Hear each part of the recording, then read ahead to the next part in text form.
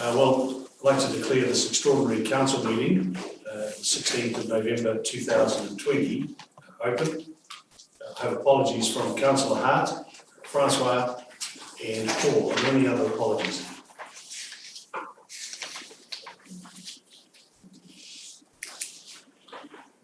And Deputy Mayor Crow's for lateness. Someone like to move that be accepted?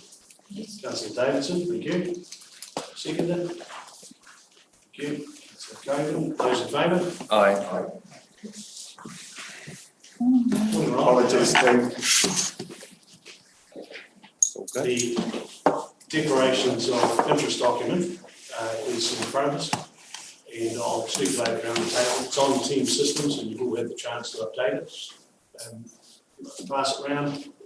If there's something in there that you see that might arise today that where you have an interest different to the public, put your name on it. It's a whole lot easier to be safe than have to work your way through it later on. Now move on to item 3 on the agenda. It's the staff report, and it's the 2020 review of the Westland District Council speed limit register report. And I'll invite Carl Jackson, the Transportation Manager, to present the report.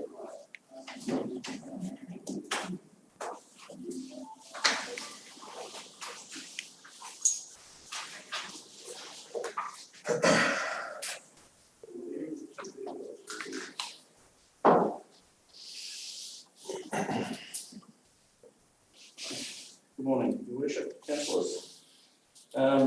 Thank you all for coming today. Firstly, I'll take it the report is read. And do we have any questions relating to the report? Thanks, Carl. The purpose of the report is to hear and to receive submissions on the 2020 review of the Westland District Council speed limits register.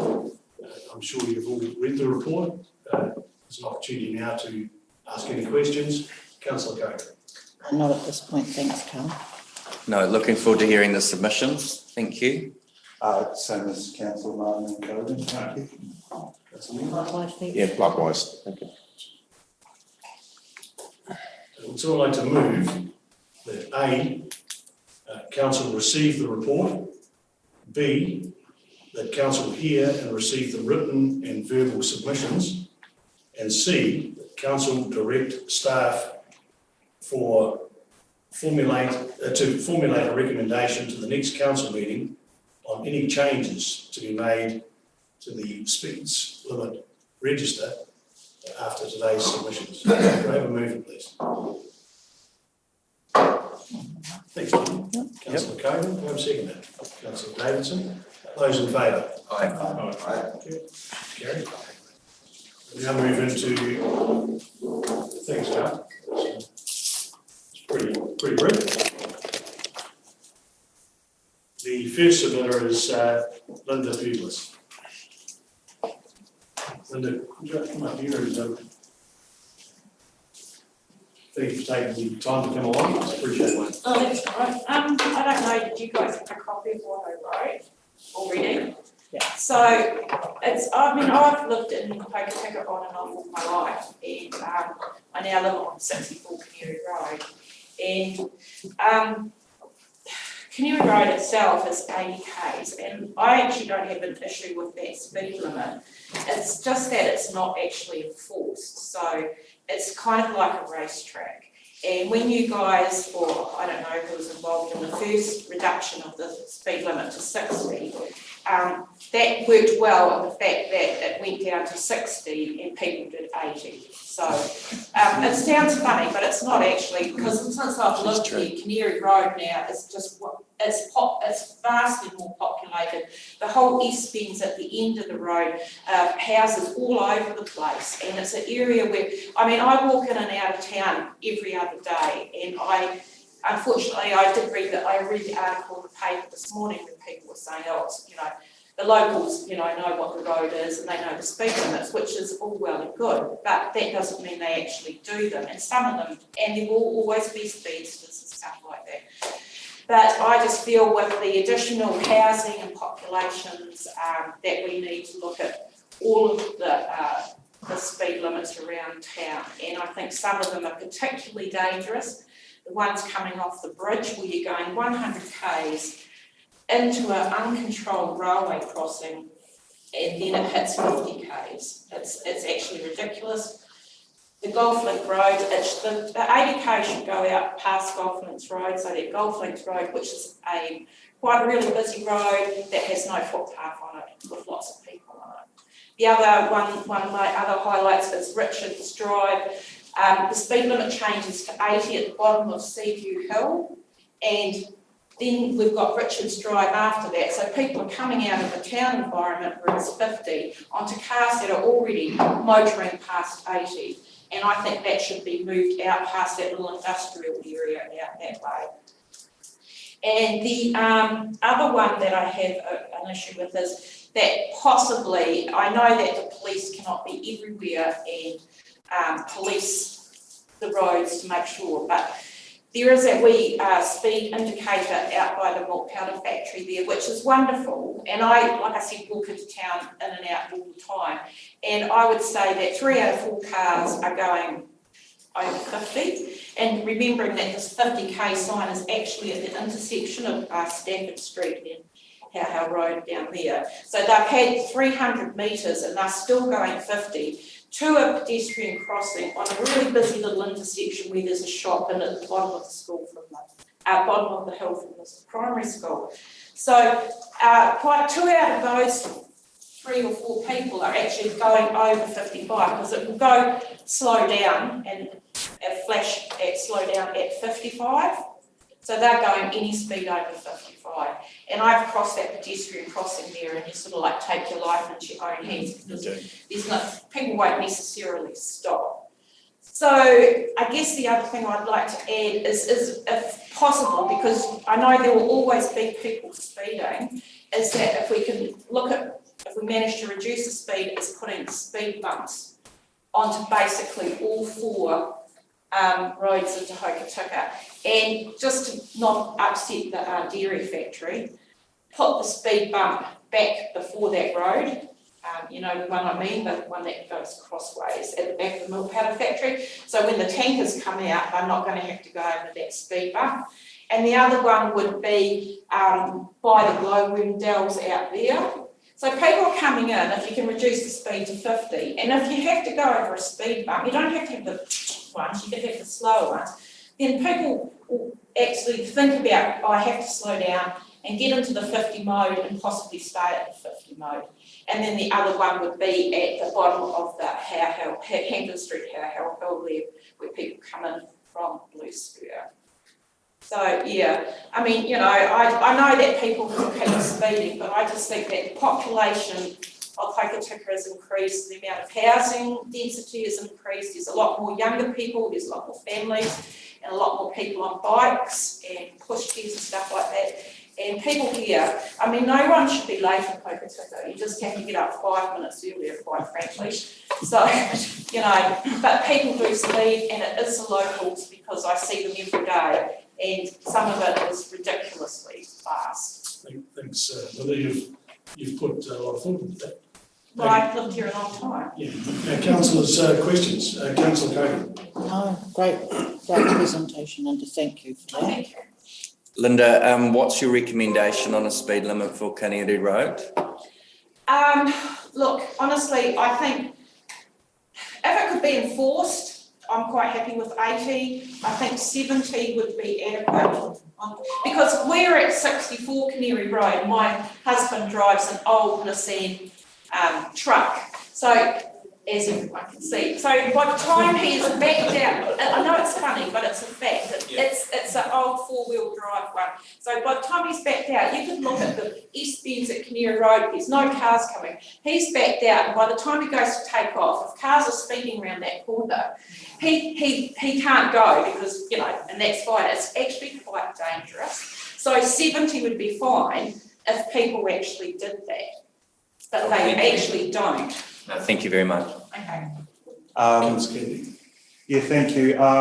Just on in terms of your speed bump idea and stuff, I'm not too sure whether that would work really in terms of the road.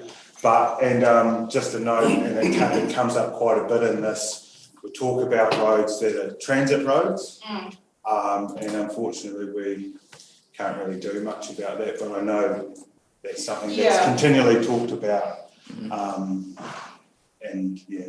I wasn't sure which ones were the transit roads, but I think if you're going to make all this effort to, get submissions to come in, then I guess you could forward those submissions on with people, to the transit authority and see if you could manage it that way. And the other one is, I don't know if you've noticed that, the speed cameras, the speed indicators that go into Ross and into Franz Joseph, they're a much better one because they sort of like flash at you and yell at you until you slow down to 50.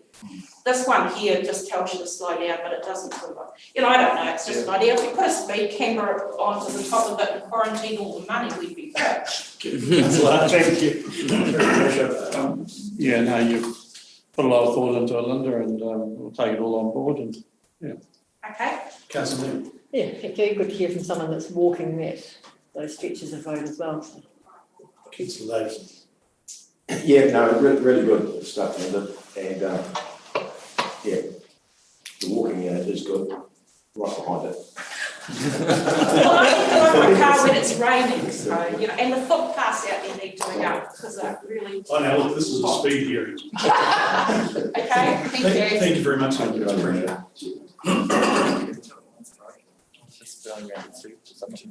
The next submitter is Glenys Byrne. Glenys is there, I saw it. Yep. Well, welcome. Thank you.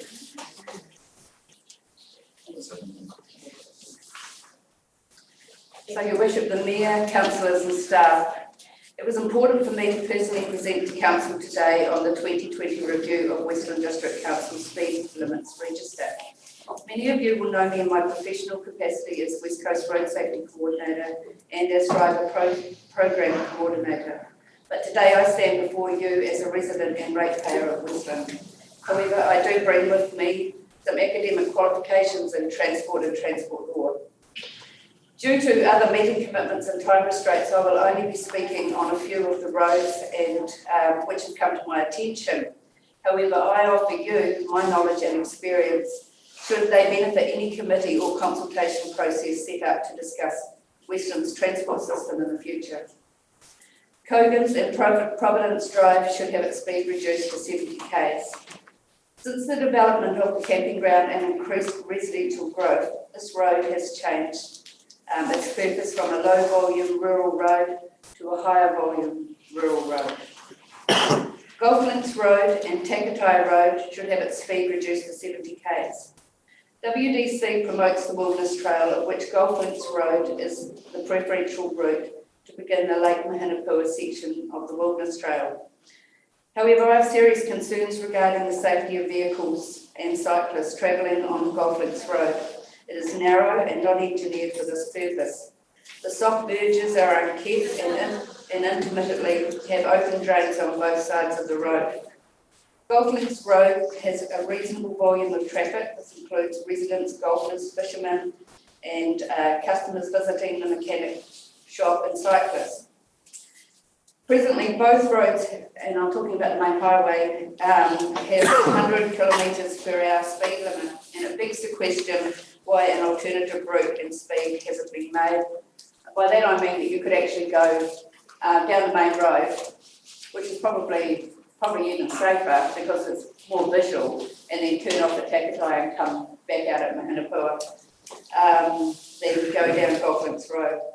The junction at Takatai and Golf Links Road, I'm sneaking in a few wee digressions here, has a raised verge on the right-hand side which impairs vision of oncoming traffic. This could consequently result in poor decisions being made. Kent Street and St Albans Street in front of the Canary School should be reduced to 30 k's as it is a narrow one-way street with limited parking. The Hokitika CBD should have its speed reduced to 30 k's. I drive and instruct through the CBD grid numerous times a day. During these times, I've witnessed locals and tourists cross in front of cars without looking for oncoming traffic and standing inside the perimeter of the roundabout, taking photos of the town clock. Evidence has shown that vehicles travelling at 50 k's has a potential of inflicting serious harm, whereas at 30 k's there is less chance for serious injury. Sneaking in another thing here. Angled parking should solely be used for vehicles for which it was designed or intended. Camper vans restrict the view of other cars, cyclists and pedestrians, especially at the intersection of Weldon Rebel and Weldon Tancred. In my travels throughout New Zealand and overseas, I am yet to witness delivery vehicles of varying sizes straddling the centre of the line on the main thoroughfare, as we do here in Hokitika. Canary Road and Lake Canary Road current speed limits should remain the same. As far as I'm aware, the statistics do not support the reduced speed limits. And I digress again. Sometimes a simple solution to an otherwise complex issue proves difficult. However, my suggestion to council is to have a conversation with Evan Jones regarding the utilisation of the unsightly and unused section opposite Hokitika New World, offering him an incentive, for instance, as free rates, to level and grip the area for camper vans to park until it's eventually required for a project. On an entirely different note, working with Council Opus and NZTA, I propose the speed limit on the Hokitika Bridge to be reduced from 100 k's to 50 k's. People are naturally curious and can lose concentration or be distracted on the road ahead. And personally, I believe it would benefit the town's economy as it gives visitors time to turn left into town rather than driving north. Thank you for the opportunity to speak with you today. Councillor Kogan. Thanks very much, Dennis. I have no further questions on that. That was a very thorough report. Thanks, Gladys. No further comments from me. Thank you very much for coming on board. Coughing away. No, You need a drink. I do, thank you. Councillor Hutchell. Yeah, thanks, Glenys. No, that was good, and yeah, it was thought outside the square with Evan Jones. Yeah, so thank you. It is a wee bit overgrown and there is a bit of gorse on it and it is embarrassing, I think. Councillor Patterson. Oh, no, all good, thank you. Thank you. Thanks, Dennis, appreciate it. The next one is Grant and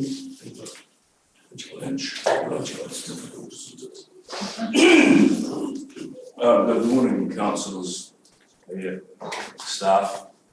I've come to talk to you about the proposed speed change on the Lake Canary Road from Canary out to Lake Canary. I prefaced my comments that I have already written. I should really determine my audience, shouldn't I? How many of you have read what I've written? We all have. 1, 2, 3, 4, 5. We all have. That's a nice covering one. The only thing that seems to have changed is the fact that we've got cyclists on a section of that road, and we should have dropped the speed limit down some quite time ago. Even if the cyclists weren't there, and I hope they won't be there in a few years' time, that in other words, that the trail will be off the road, even if the cyclists weren't there, we've still got a very serpentine road with single lane bridges, hills, slip hazards, washout hazards. So I support the idea that from Canary Township to Huronui Jacks, that the speed limit should be reduced. That's where the cyclists are. I think that the speed limit from Huronui Jacks to the lake should remain as it is, 100k. I don't see any change there. I don't see any advantage in safety of reducing the speed for that section of the road. That's my submission. Any questions? Thank you for that. Councillor Kogan. Yes, Grant, so when you talked about Canary Township to Huronui Jacks, what did you think that would be more appropriate for the speed there? 80. 80 kilometres? I think 80 would be fine.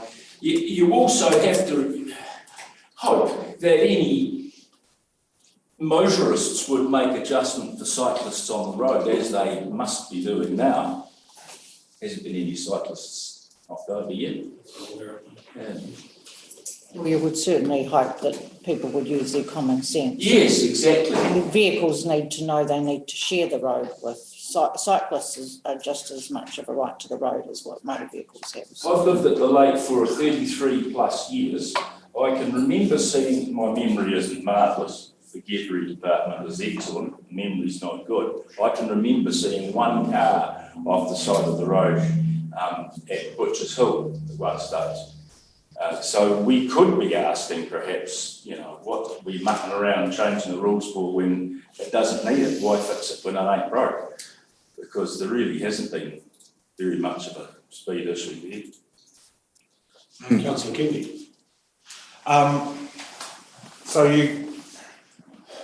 you think where there's an interface between the cyclists and the road users throughout the district, do you think the speed limit should be reduced there? Like you say, where the road comes to a cycle trail, 80 From km? what I can understand, cyclists don't like the idea of vehicles gliding past them very quickly.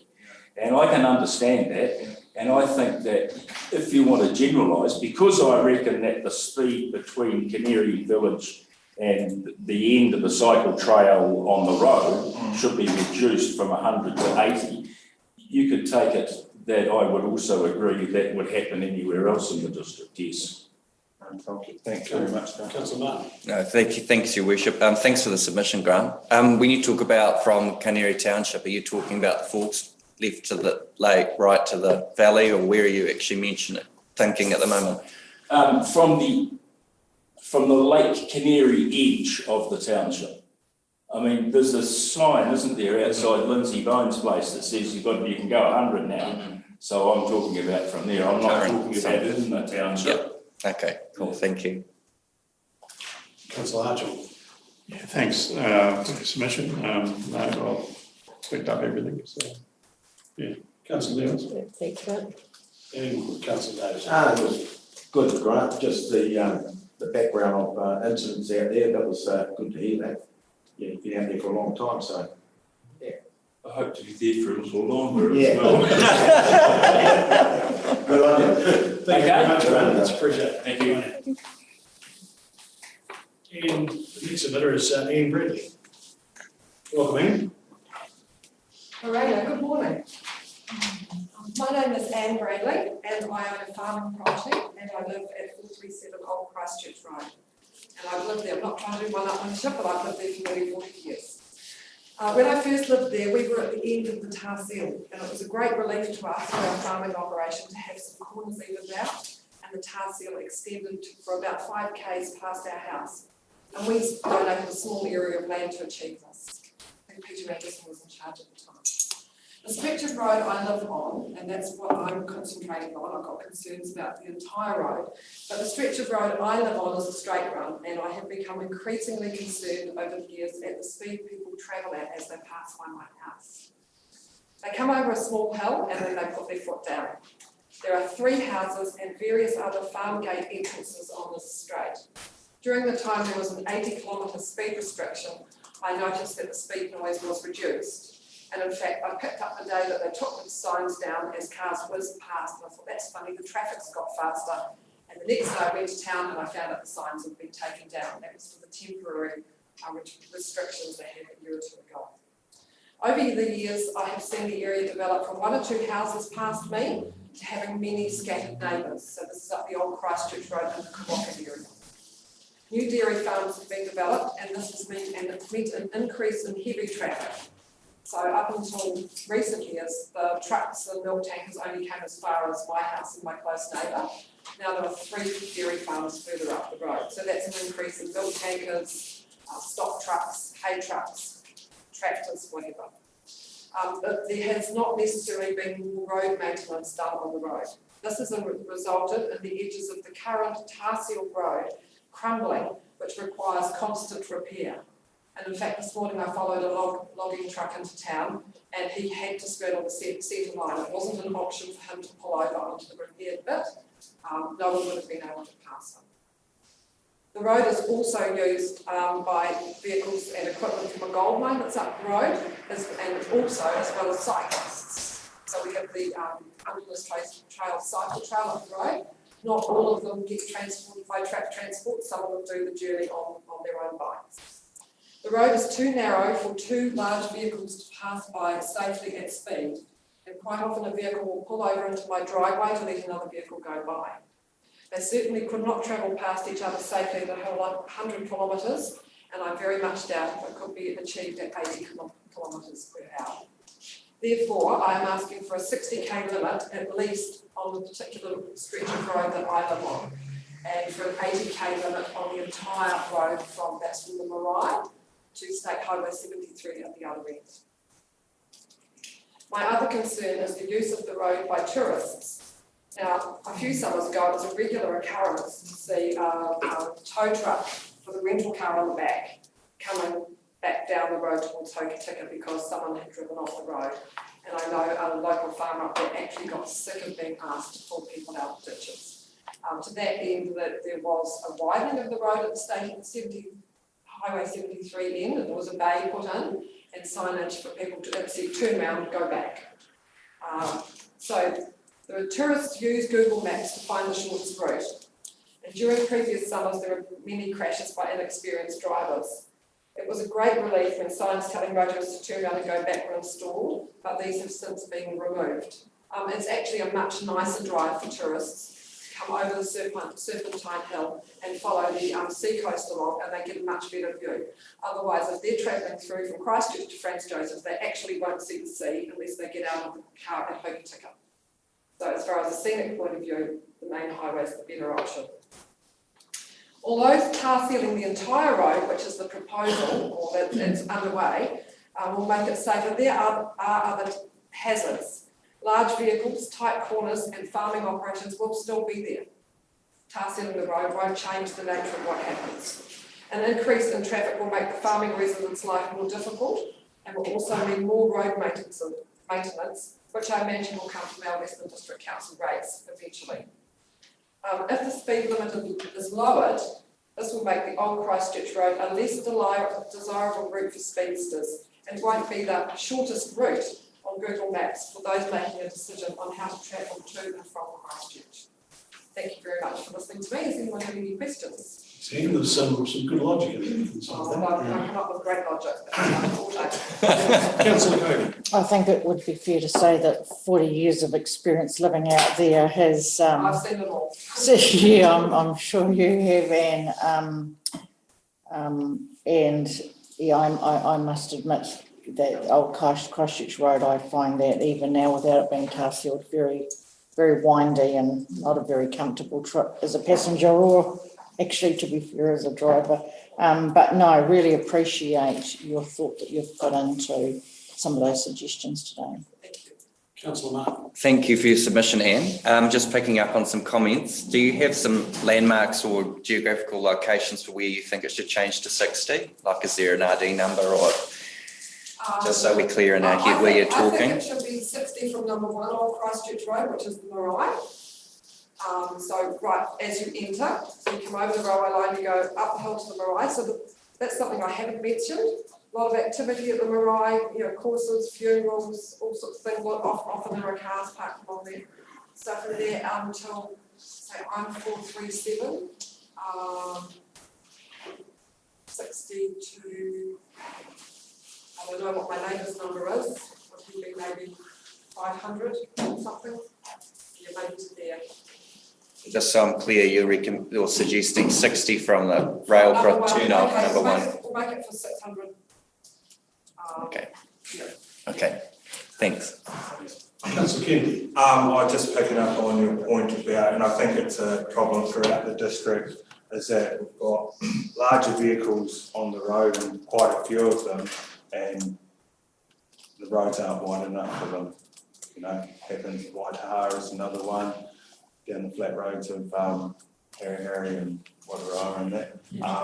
So lowering the speed limit, yeah, look, it's a good thing, but I think we've also got to make sure that we're planning to accommodate the vehicles and industry. Yeah, that's in the future, Yeah. and over the speed limit would make a huge difference. Councillor Archer. No, I appreciate all the thought and effort you put into it. You've been there for a long time, so we'll take it on board and go from there. Councillor Neal. Likewise, thank you.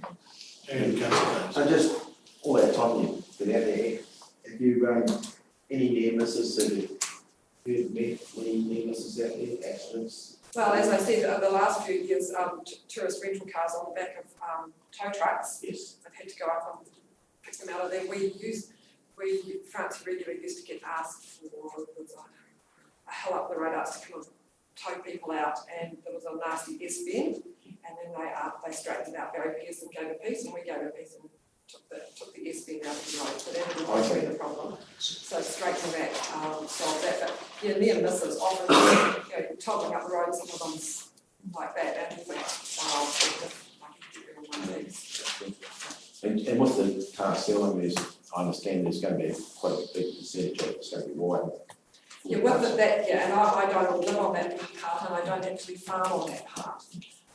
But I'm very aware of the road. I use it regularly myself to go through to Christchurch, and I know how narrow it is. My personal feeling was I just really needed a piece of tar seal on the bit where the people live and a bit between the two entrances to the cycleway. Thanks, Anne. And thanks very much. Appreciate it. I'm sure the councillors will consider your submission. Thank you. Phil Cook gets the next go at it. Welcome, Phil. Thanks, Bruce.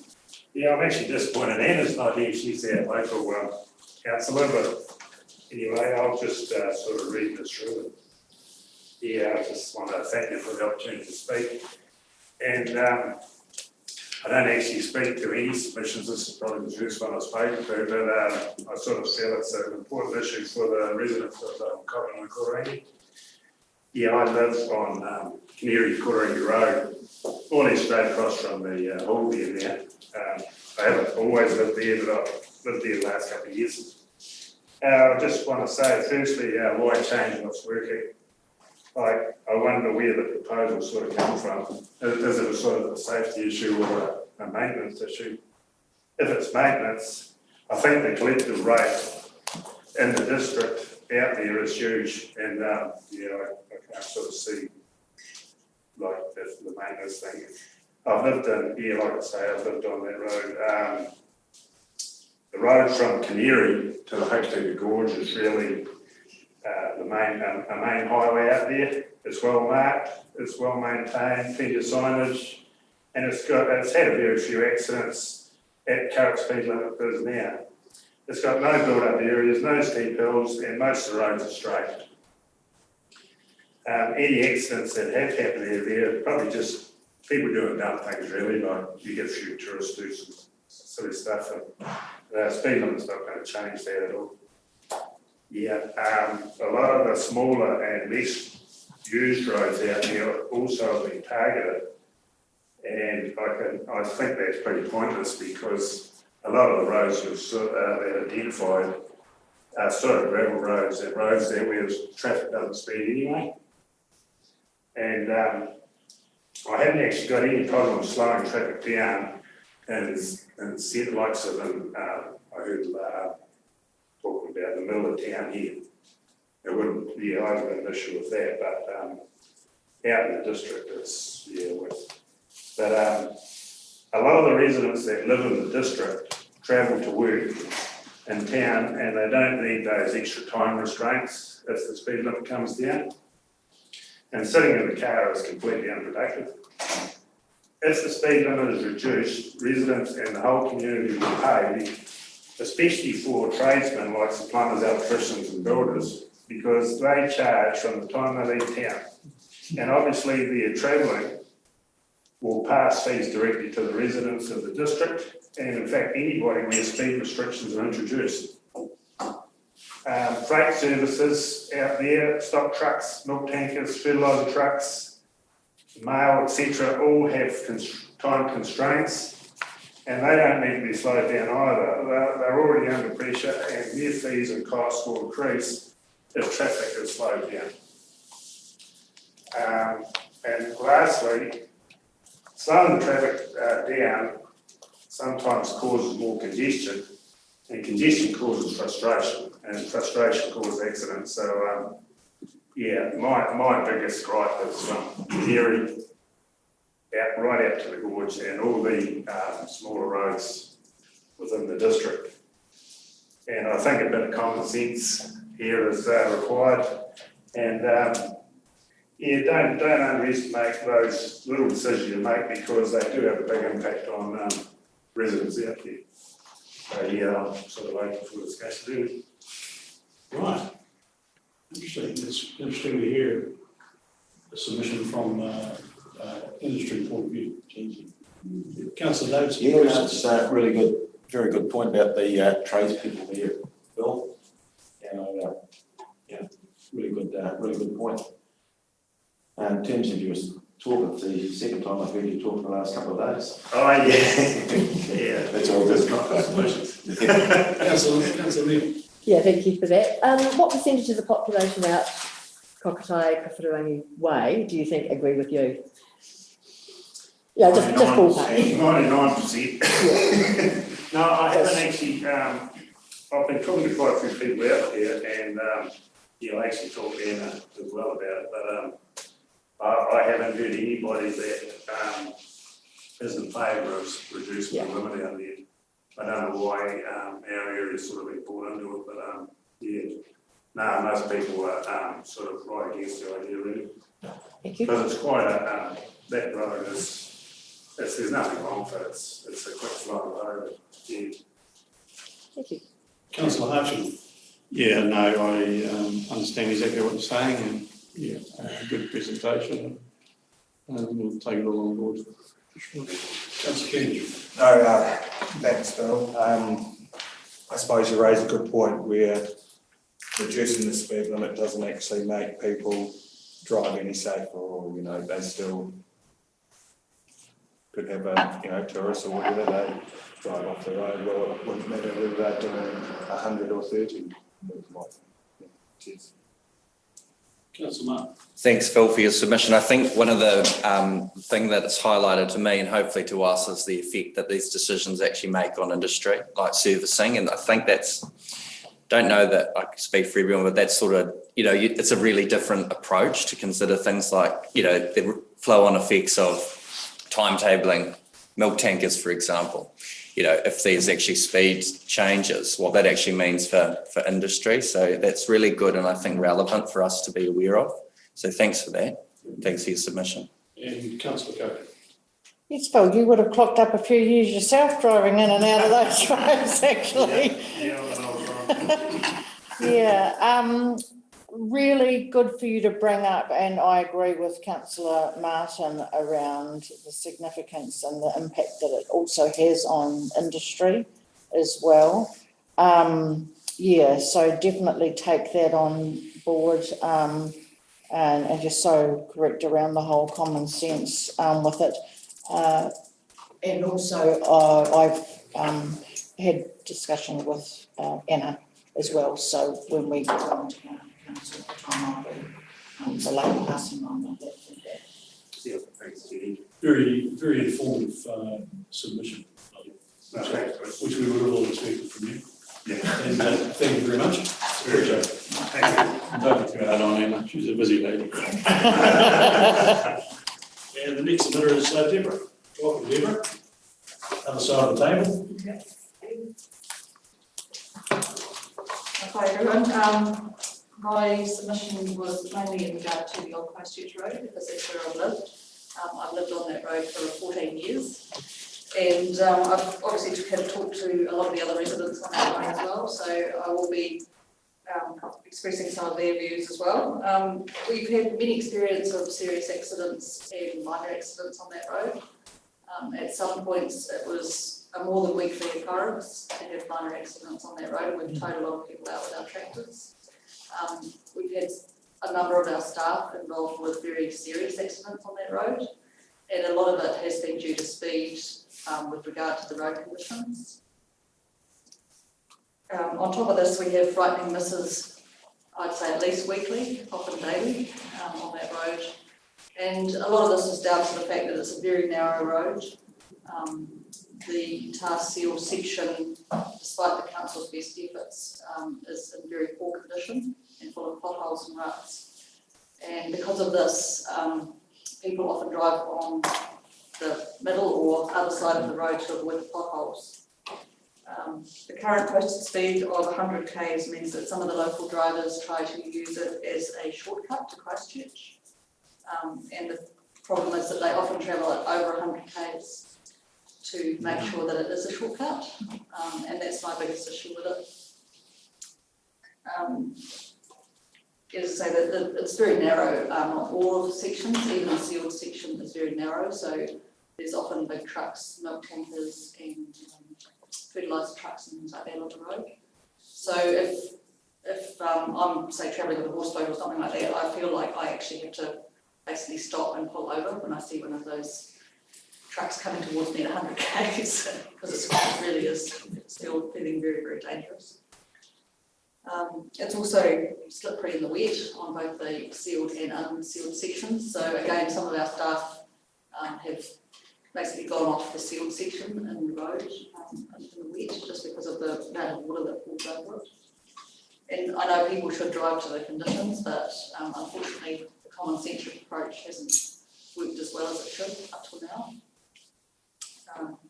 Basically, it's a service road and not a state highway, so I'm in support of the changes, which is 80 k's on the sealed section and 60 k's on the unsealed section.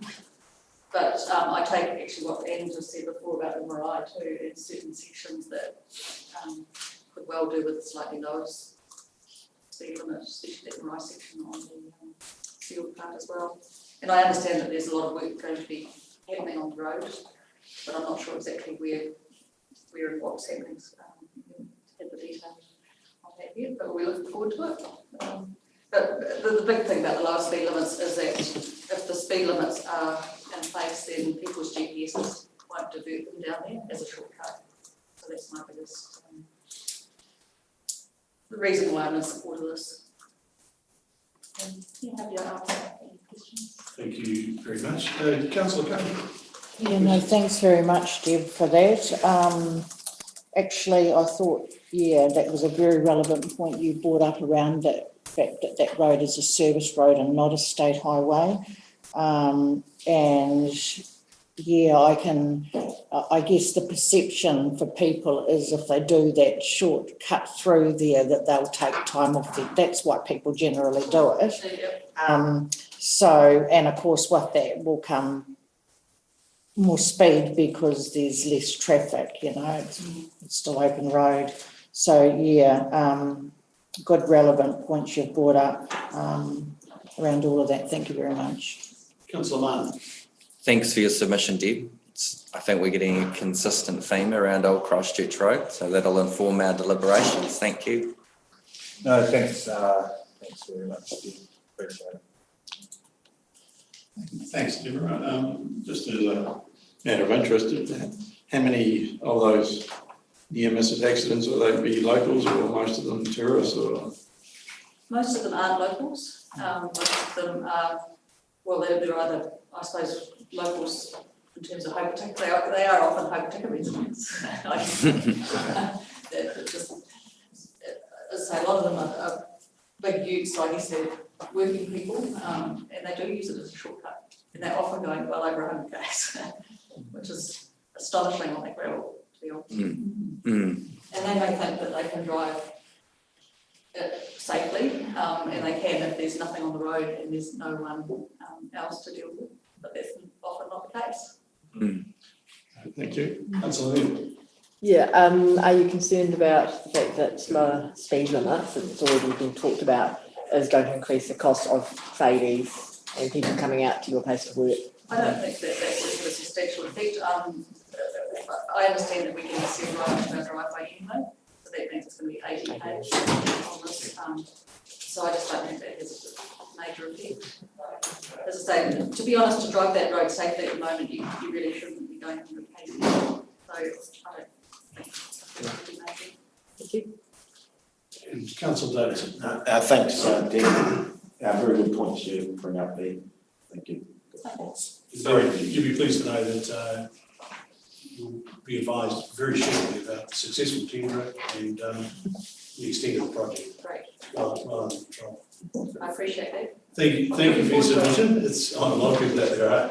Sorry, just one question, picking up on Councillor Neil. Do you, when you follow a truck on that road, what kind of speed are they currently doing, like this milk tankers and the milk fertiliser tankers. trucks? They generally go 80, 90 k's. So it's the other vehicles that often go past. Thank you. Thank you. Thanks very much. Thank you.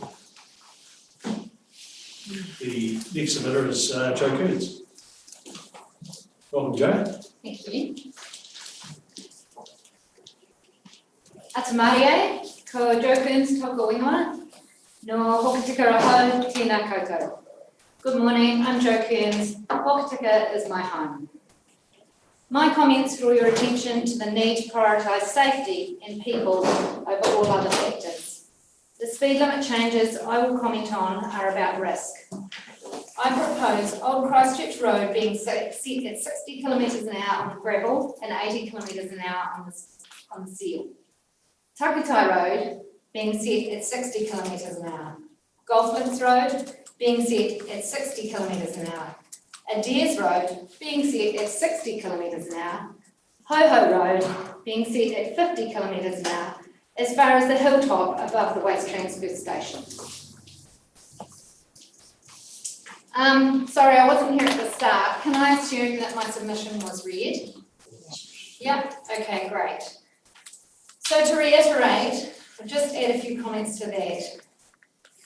Golf Links Road, comparing 80 kilometre limit to a 60 kilometre limit, it takes 19 seconds longer to drive this road end to end at 60 kilometres an hour. When there is not a fully linked sight line from one end of the road to the other, when there are no road markings, when there are large ditches and no shoulder on either side of the road, sense tells us to keep this road as low a speed as we can.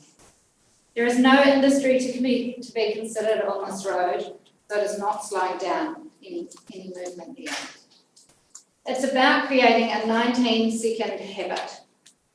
And those that drive it frequently, and I'm one of them, that is likely to avert a serious injury or worse. Golf Links Road has for some time lost the country road feel, and more often it feels like a racetrack. It's one side of a triangle, that's Golf Links Road, Takutai Road and State Highway 6. There are often cars that race that triangle and there is no way to stop or slow these people down on what is a very narrow section of rural road with no shoulder and plenty of varied users, including children on their own learning to bike ride, riders on their bikes, cyclists from the cycleway, often 3 abreast, assuming they're on a country road, relaxed. The road has lost that feel of the relaxed pace of rural living in Westland. It's now a road where I frequently feel nervous and I do actively avoid using the road when I can, though it is out my gate in my neighbourhood. And I am an avid walker, cyclist and horse rider and a mother. On top of all that, I have never seen a police car on it in 15 years that I've lived there, keeping drivers honest, encouraging sensible speed. So we must set our drivers a suitable, safe speed for all users.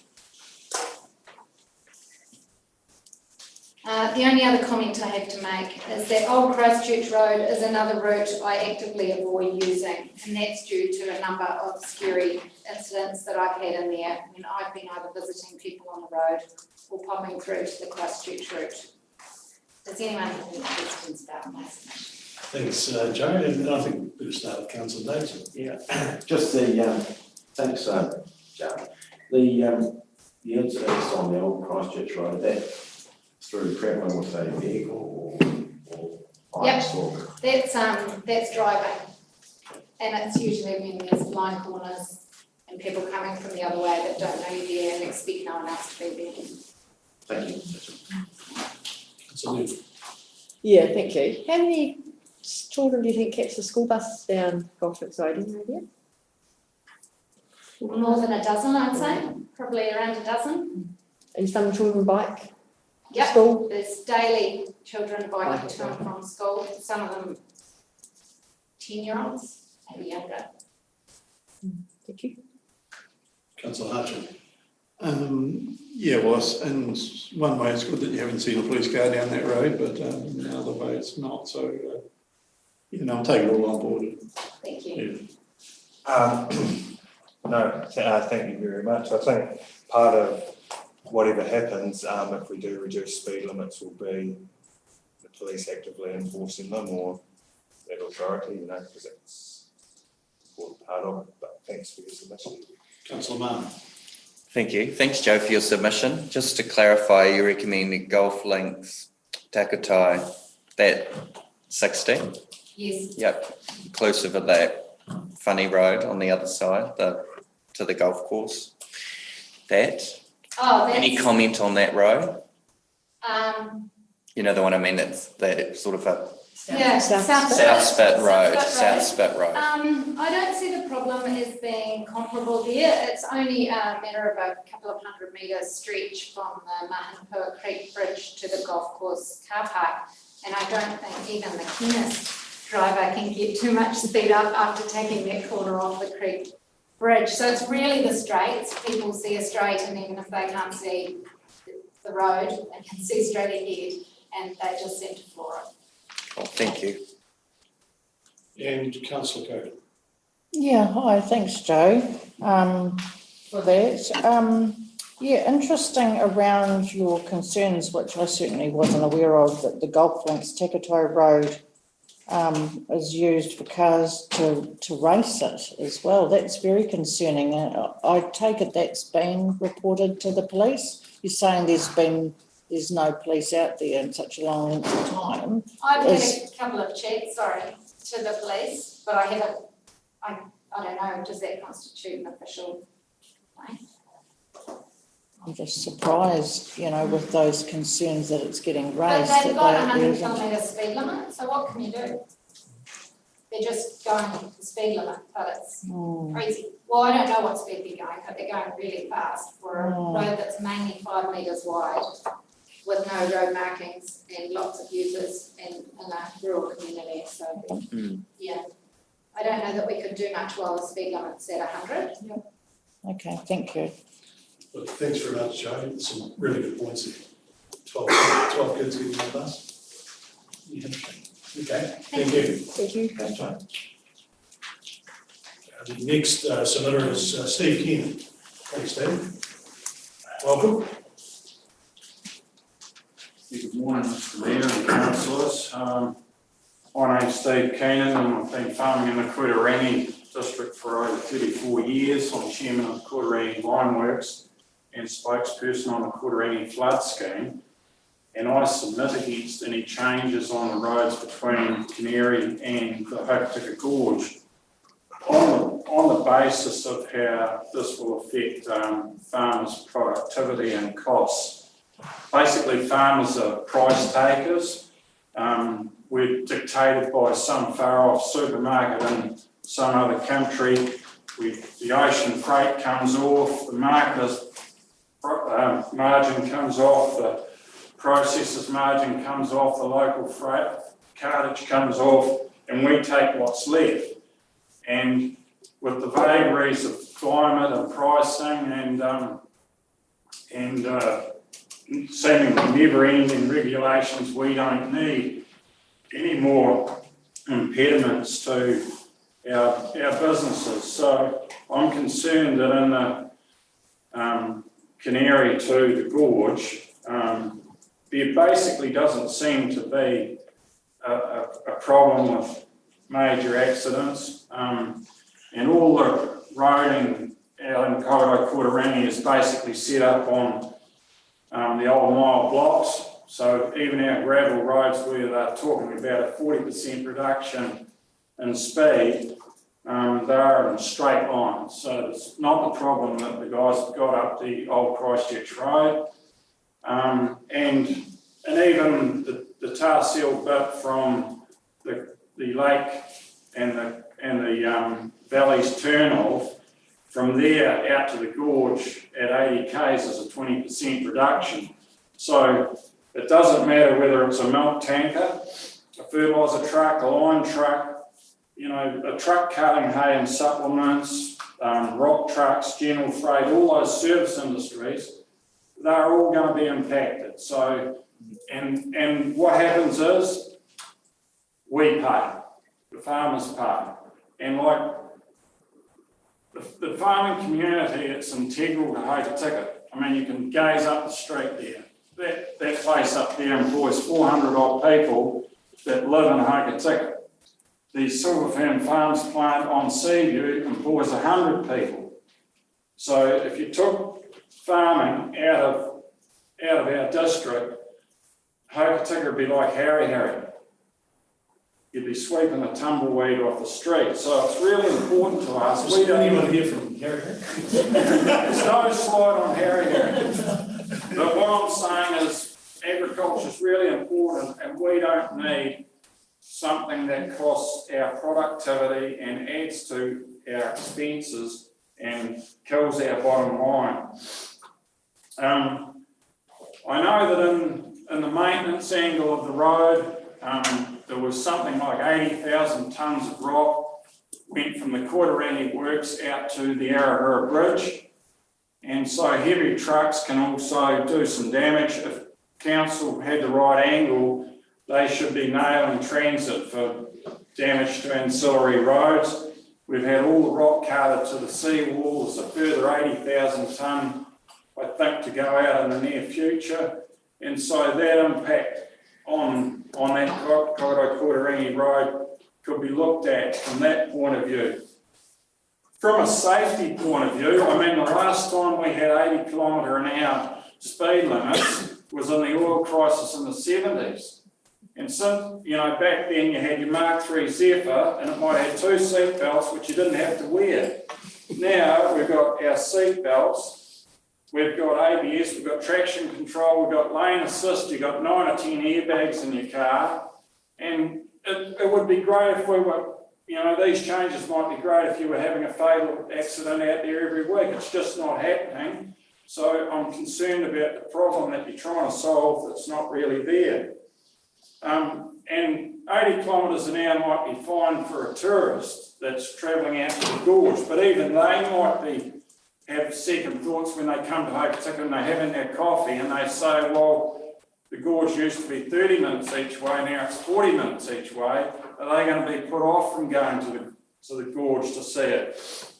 And the thing about, you know, tourists is basically they're not paying the rates. The farmers are the guys paying the rates.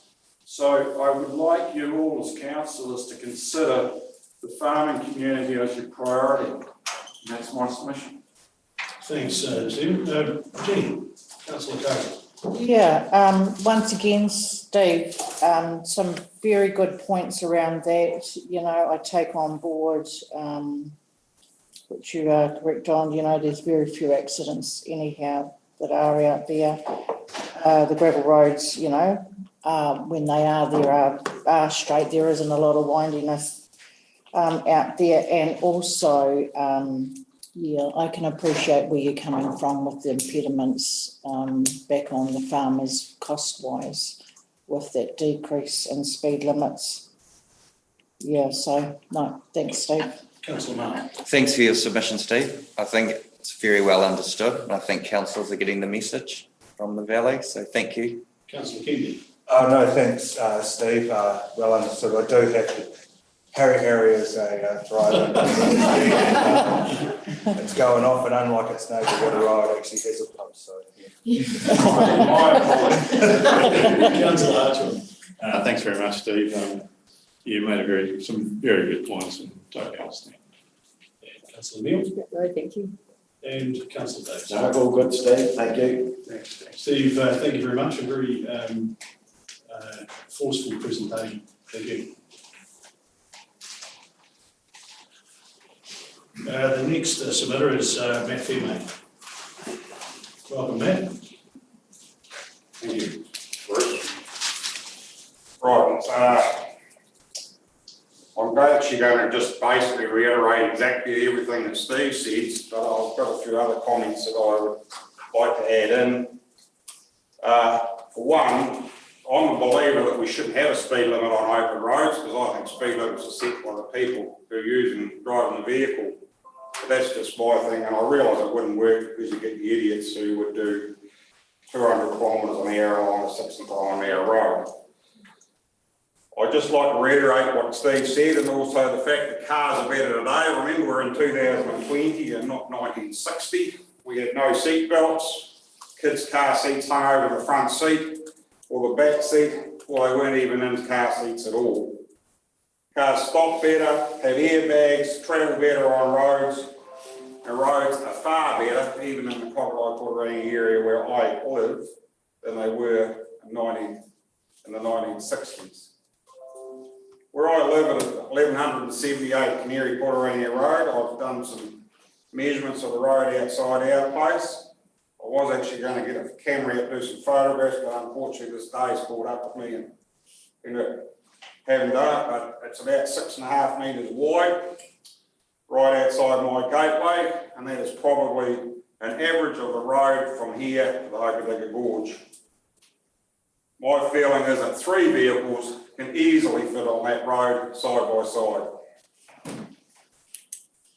If you introduce these speed limits, as Steve has already said, my business, which is a building business based in Portarangi, will put heaps more onto the cost of my clients. As Steve has mentioned, generally the farmers in the valley, but we also travel quite a bit to South Westland and do a lot of work down South Westland. I've worked out at the present time, if you could travel from my place, which we'll consider 20 kilometres for ease of use, from here to the centre of Hokitika, takes you 12 minutes.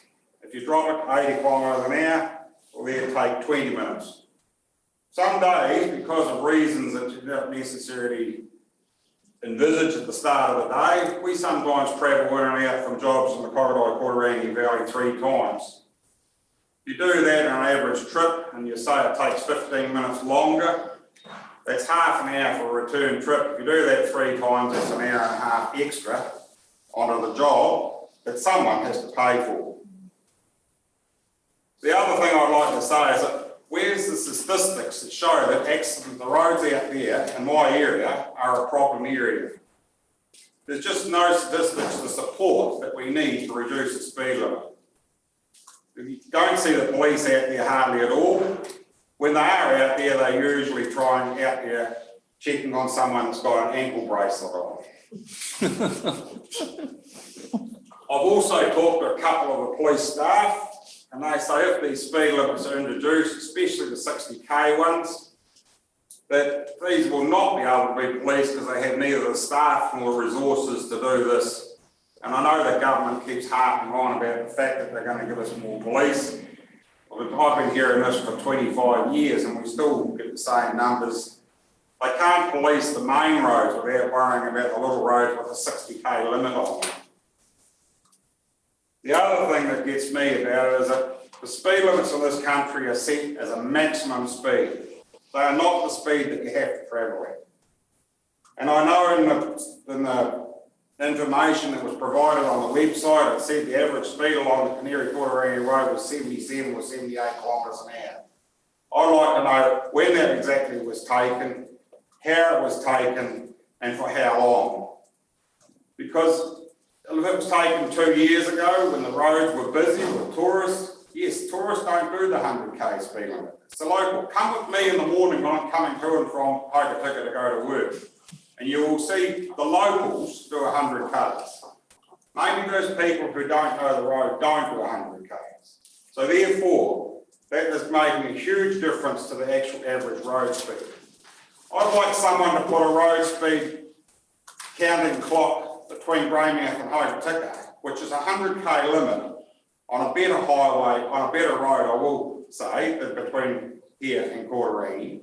But I bet the average speed is under 90 kilometres an hour. You've got trucks and everything on there that only can do 90k for a start, and then you've got people that don't know their way around, so therefore that will take into account that it will be well under 90k's, the speed limit between Greymouth and Hokitika. To say the average speed is 77 or 78 kilometres an hour is ridiculous. The other thing I'd like to say is did that speed limit check that they did that include tractors, motorbikes? Farmers use the roads. They're travelling on vehicles that are doing less than 100 kilometres an hour. So I've already mentioned that how this is going to affect my business and time. And I've got some notes here, so. Yeah, as I've said, the locals are the ones that do 100 kilometres an hour because they know where all the bumps and the corners and everything are. And honestly, the roads in the Korori-Portarangi district are very good roads. As for putting up speed limit signs, I think this is a total waste of money because you're going to have to put a speed limit sign every couple of k's because otherwise people are just going to revert back to what they consider as open road speed. It doesn't matter whether we're a ratepayer or a taxpayer, that means that we are going to have to pay for these signs. And as I've already said, the open road speed limit at 100 kilometres an hour is a maximum speed. It is not the speed you have to prove. I say leave the status quo on all roads. And I mean that in the central business area here. I travel to Greymouth quite a bit, picking stuff up for my business and travel around the Greymouth CBD. How many people do 30 kilometres an hour through the Greymouth CBD? Not many, because I've taken note over the last 6 weeks. And they're just not people doing the 30 kilometre an hour limit. And once again, the police haven't got time to enforce it. I also noticed here when you're travelling around Hope, particular central area, between 10 o'clock and about 2 o'clock, which is our busiest tourist time, the traffic is only doing 30 kilometres an hour. Try and do 50 kilometres an hour down the middle of Weld Street at lunchtime. It is impossible. So again, status quo. The other problem I have with this is it seems to be Korori-Portarangi, Arahura Valley, etc.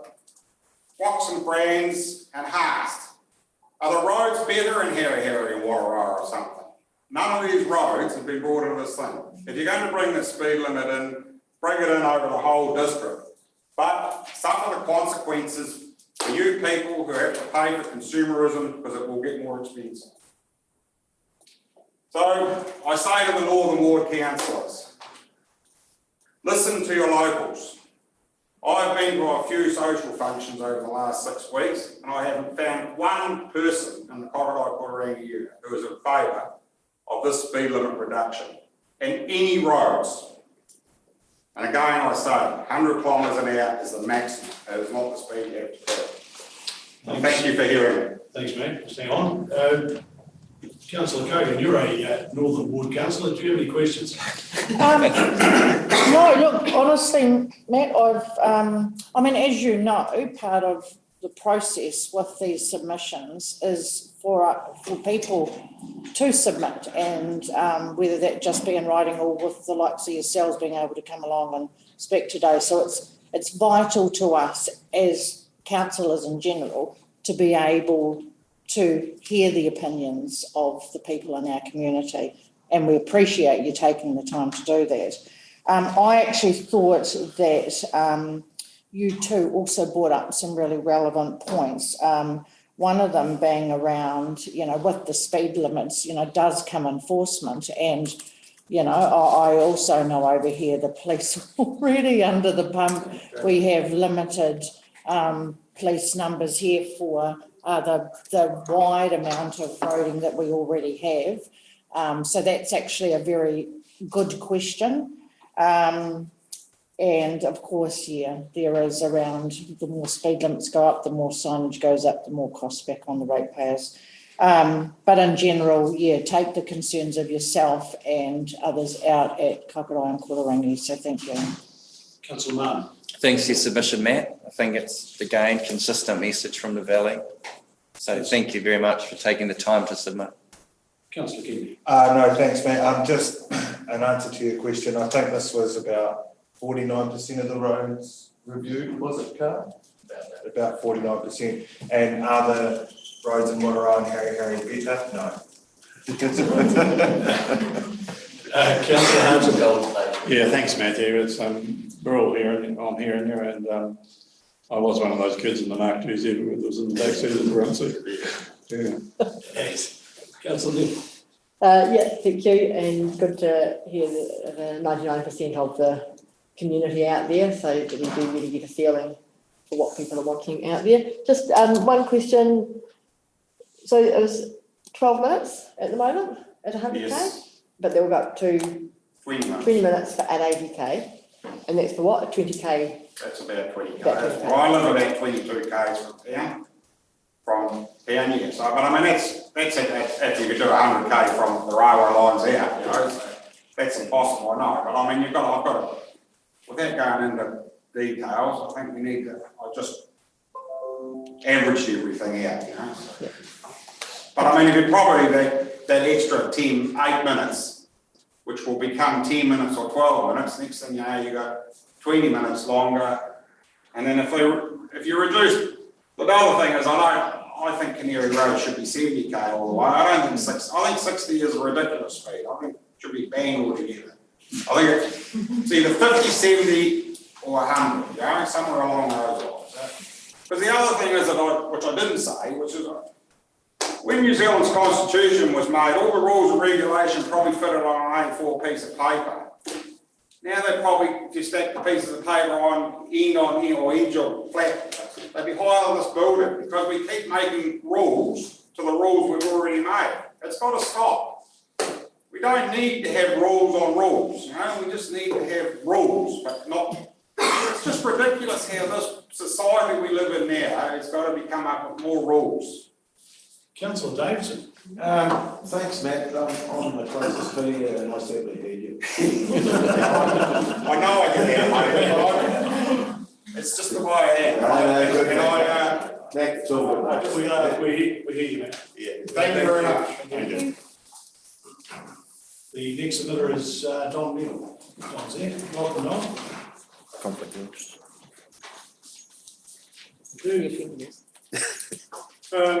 I'll take my submission as read, I guess, anyway, but I want to just highlight a few points out of my submission. I said that I supported the proposals, and it's kind of hard. It was a tick box either yes or no, but so I've got kind of different views on different parts of it.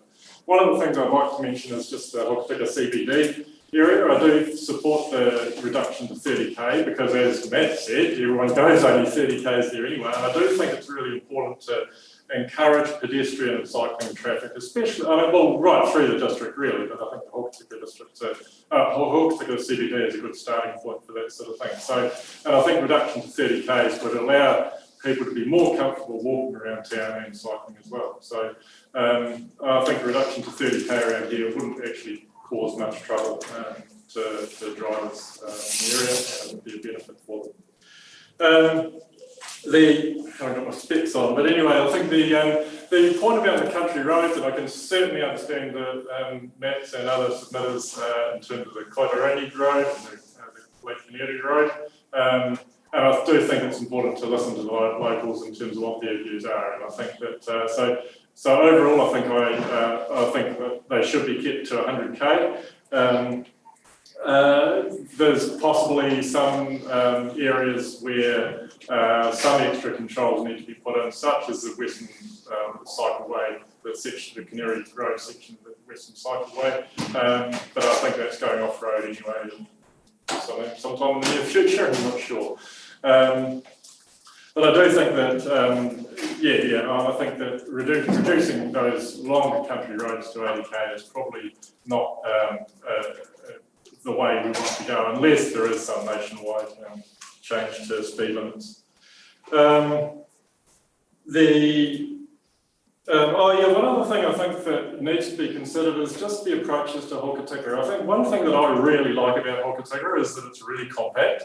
You get to Hokitika, you slow down, and you're kind of there and in it. Compared to a place that's not too far north of here, where you're driving for about half an hour before you get into the central business area, and it just seems like I don't know, it just stretches the town out, and I think that one really good thing about Hokitika is that it's really compact. And I know that the proposals aren't for the state highway here, but there are proposals to reduce the speed limits in almost all of the side roads around here, which would then, I think, encourage NZTA to reduce the speed limits to 80k, probably up as far as just about Awatuna, so at least a 3 mile things. And I think that stretching that 80k zone out in Hokitika just would change the whole approach and the feel of the approach to town.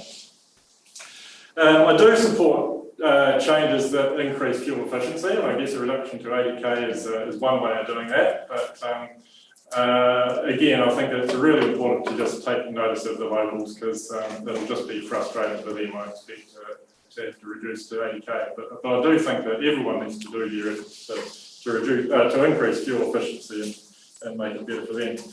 Finally, I do just note, I think Matt kind of alluded to it too, that the average speed in the consultation document, it said the average speed was way about 80k, and so it wouldn't actually change speeds in those areas. And I think that, again, what Matt said, that, you know, I think I'd like to see the statistics as to how that was actually calculated, because I think that, yes, it seems to ignore the fact that everyone slows down on the corners, around onto the corners at down to 50, 60k or whatever. And so the average speed, yeah, between here and Lake Canary may be 80k, but there's certainly some areas where you can go to 100k quite safely and easily. So it's a hard decision to decide on all these things, but that's my kind of thoughts on the whole matter. Yeah. Thanks, Don. Councillor Davis. No, well, thanks, Don. Good presentation. Councillor Neal. Thank you. Councillor Hutchins. Yeah, thanks, Don. We're all hearing this.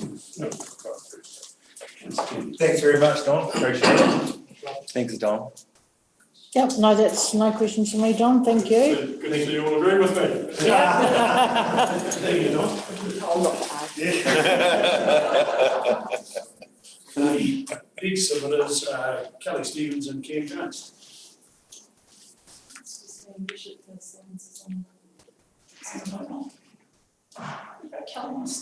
Can we say next to her?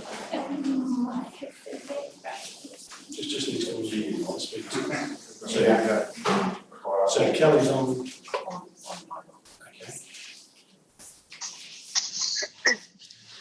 Okay. Kelly, can you hear us? Yep, kia ora. Kia ora, thank you. Look, it's nice and clear. Councillors, can you hear Kelly? Yep. The floor is yours. Oh, great, thank you.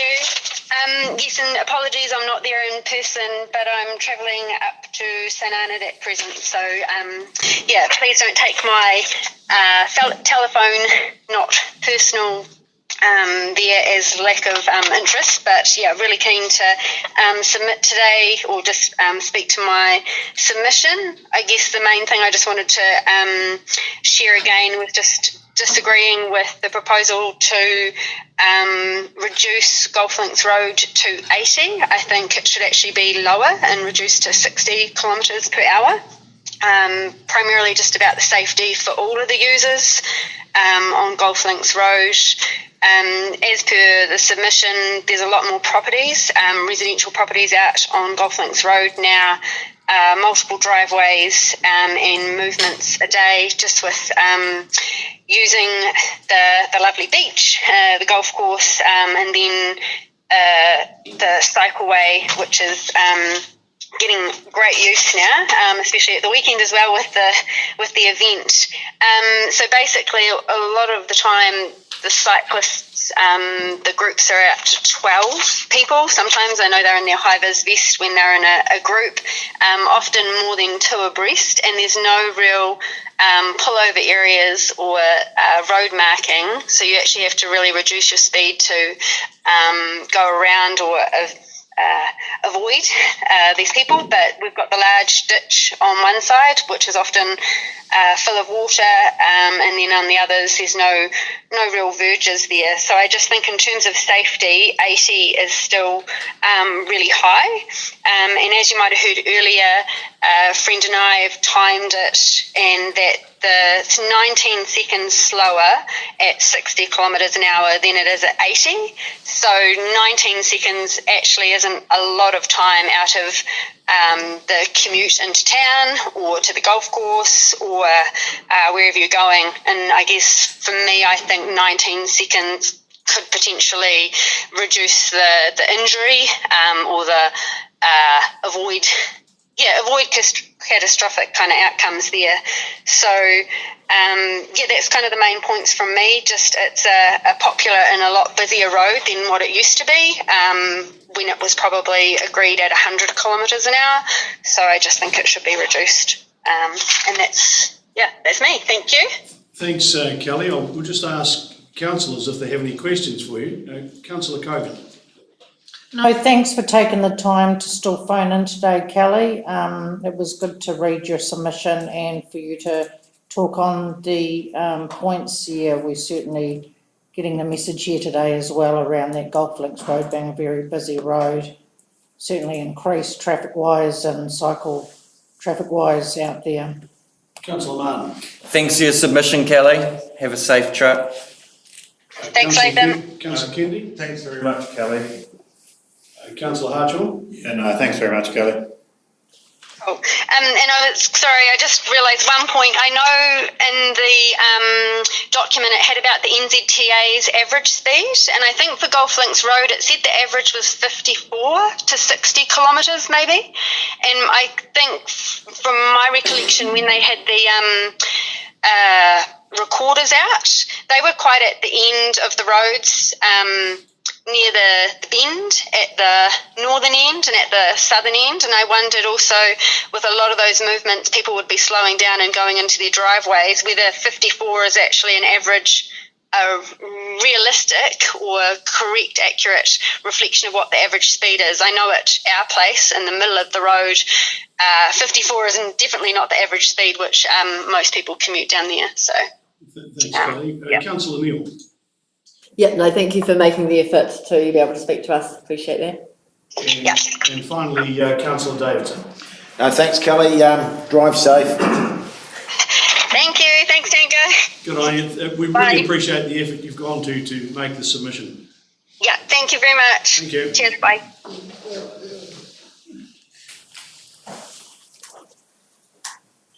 That was it. That's good.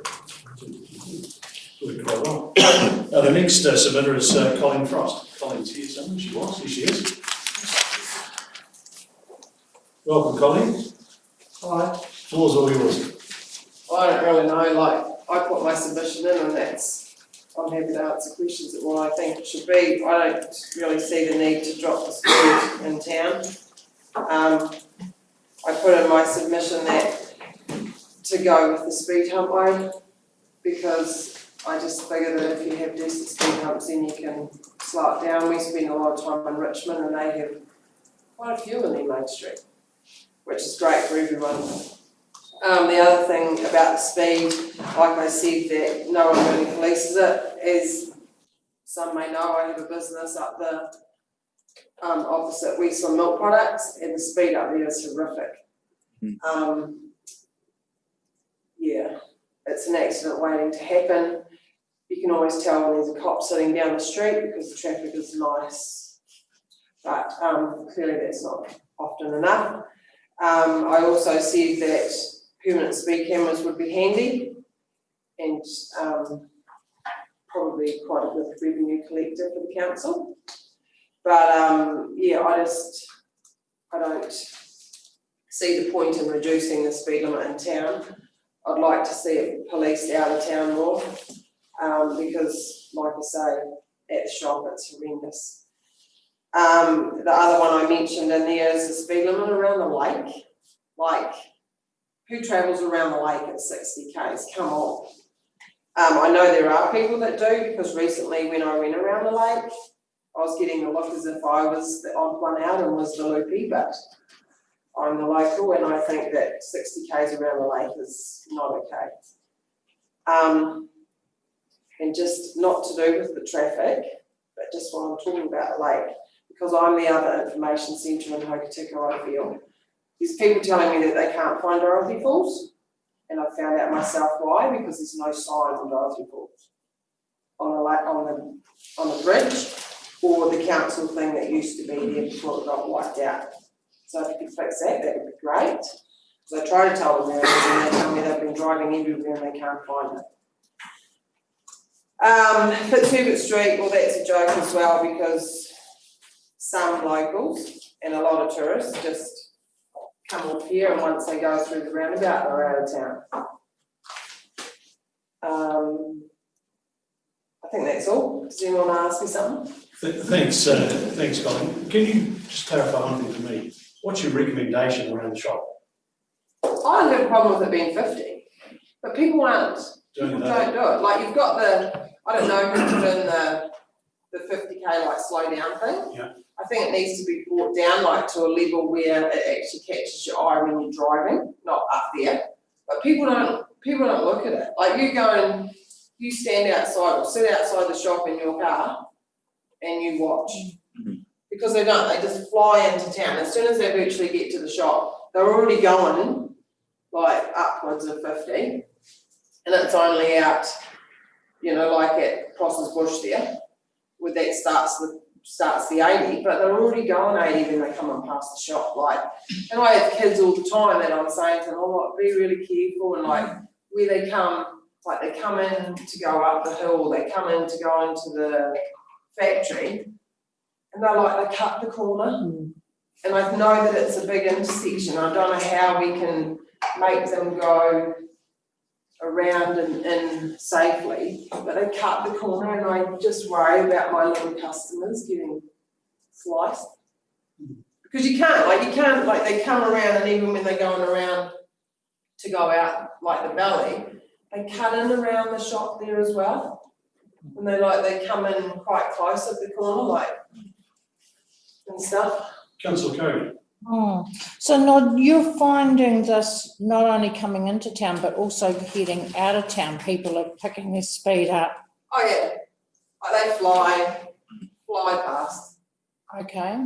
Yeah, that either in and out. It's either direction. Yeah. Okay. And it's interesting. I know that that's true, that they cut those corners too, which I think is awfully dangerous. And I'm also aware that with your shop where it is, that you get a lot of business from over at the dairy. So, there's a lot of foot traffic coming, not just going over to the car parks, is there, for the dairy, but also coming over to the store as well, which makes it extra dangerous. And the other thing is, with the pedestrian crossing, that's a wee joke in itself. The trouble is with the pedestrian crossing that people don't actually know the rule that goes with the pedestrian crossing. And the thing is that there's schools in here and in Grey that have a pedestrian crossing outside their school. But the sad part is that the hierarchy involved haven't actually taught the pupils that you don't actually have the right just to bowl across the crossing because it's there. You don't have that right, because there's a rule that goes with the pedestrian crossing. So people don't, I don't know why they don't know, but they don't know. But a lot of people don't know that there is a rule that goes with it, but they just think that they have the right to cross at any time that they want, and they don't. Does everyone know there's a rule that goes with the pedestrian crossing? I actually thought that the rule was that you, in a vehicle, you had to give way to anybody. You had to stop at a pedestrian crossing and give way to anyone coming across. Because so there's a diamond that goes with the pedestrian crossing. Do you know about that? No. Yeah, there's no diamond on that. Not at the moment, there's not, but there was. No, I don't. I've just always, my understanding, and mind you, it's a bloody long time since I've actually. Enlighten us, please. Yeah. Do you not know either? Oh. So before a pedestrian crossing, there's a diamond. So if I am in a car and say, Jen, you want to cross that, if I'm on this side of the diamond and you're at the pedestrian crossing and I'm on this side of the diamond, then I have to stop for you? No. Yeah, I have to stop. But if you're the car, so that means that if the car's there and the diamond's there, you've got the right of way. But if that car's on the inside of the diamond, you've got to wait. And a lot of people and a lot of school students don't know that. And a lot of other people too. Well, no. Well, there has to be a diamond on the road to make it work too. There's not a lot of education around that because I absolutely did not know that.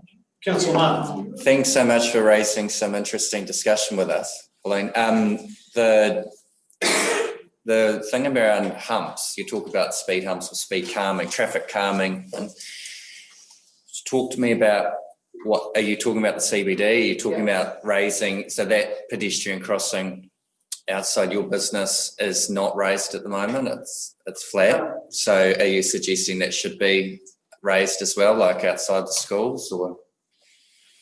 I'm not actually involved with the putting up of that pedestrian crossing, so I don't actually know whether it's all what it's meant to be. But the pedestrian crossing that if we need to slow down the town, I like the one at St Mary's School, which is raised, which I think could go.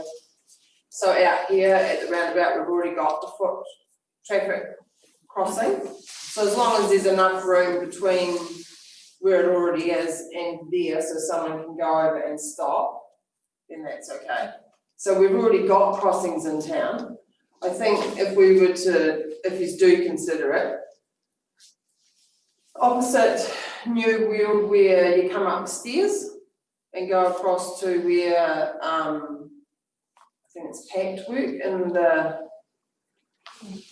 building where I worked a billion years ago. And then down maybe past Stella by the op shop across to maybe, I think it's like the sandwich bar.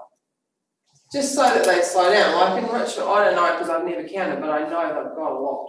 And they're just raised and everyone appears to know that you've just got to go slow. But I don't think the one in Richmond's Queen Street is monitored by diamonds. It's just, they're just there.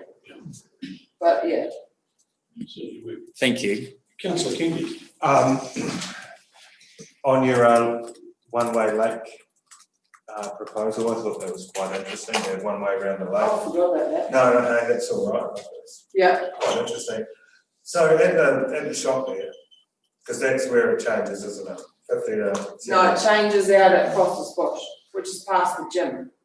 So it does change a lot further out. So other than a speed hump, can we slow people down?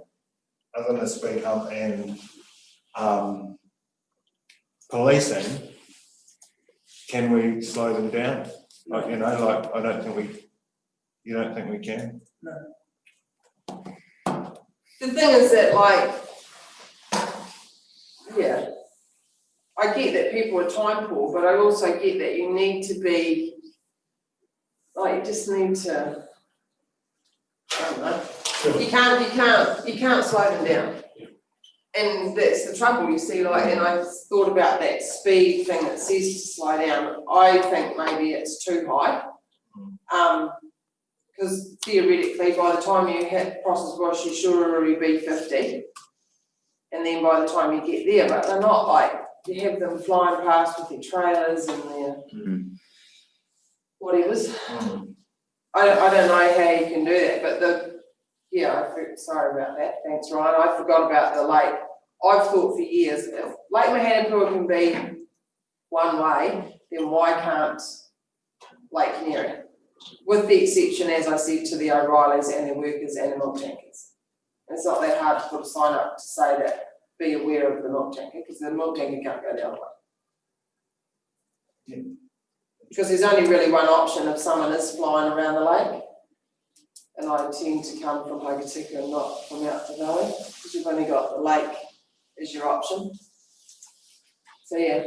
Councillor Hutchins. Thanks, Colleen. You've brought up a point that probably needs to be brought up, you know, around the shop area there. As a kid, that was a shop that I used to call into from the school. So it probably does need some sort of traffic management there, whether it be islands or something to keep them out, because I know they do cut right in by the shop, don't they? Oh. And head to Canary. So, yeah. But thanks on the speed sign thing, speed limits. We'll take it all on board. I think a lot of people would probably cut the corner in case they missed out on a bread roll. Because they're very nice. Councillor Neil. Yeah, what speed would you recommend for around Lake Canary? Lake Canary. Well, it's a scenic drive. It's not a highway. So it has to, well, I'm quite happy to travel around there at 40. Like, it's not a racetrack. Right now, yeah. So it has to be, like 60 is just ridiculous. So it has to be at least, I don't know, 40. But then, like you see, if it was made one way, it would just be a whole much safer option than coming around a corner where someone else is on your side. It's not nice. And then they look at you as if to say that you're the loopy. I'm like, okay. Yeah, thank you. Councillor Davidson. No, there are some really good points. I think, Frosty, it was, the only question I had, did you bring any smoke? No one told me I had to bring smoke. Thank you. Thank you very much, colleagues. You've raised some very interesting points. Cool. And quite very informative. Thanks. Maybe the thing about the producing costing could be put in the paper by NZTA or something. Not sure. Just saying. Good stuff, mate. Thank you. Thanks. Thank you. Councillors, the next submitter is Charlotte.